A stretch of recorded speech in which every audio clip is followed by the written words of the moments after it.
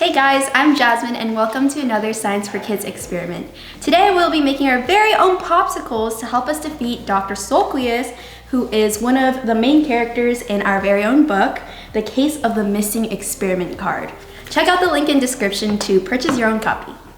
For this experiment, we'll need orange juice, popsicle mold or a small cup, and popsicle sticks. So the first thing we're gonna wanna do is find an adult to help us with this experiment. Together, we're gonna pour orange juice into the cup until it is full.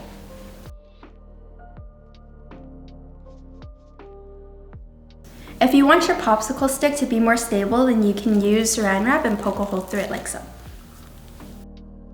Next, we're gonna wanna place the cup into the freezer for 2 to 3 hours so it can freeze. Once this time is up, take your popsicle out from the freezer and carefully remove it from the cup, like so. Lastly, enjoy! So how does this experiment work? Well, scientists generally identify 3 stages of matter: gas, liquid, and solid. So the orange juice in this experiment undergoes a phase change called freezing, where it changes from a liquid into solid. Again, my name is Jasmine, and I'll catch you next time.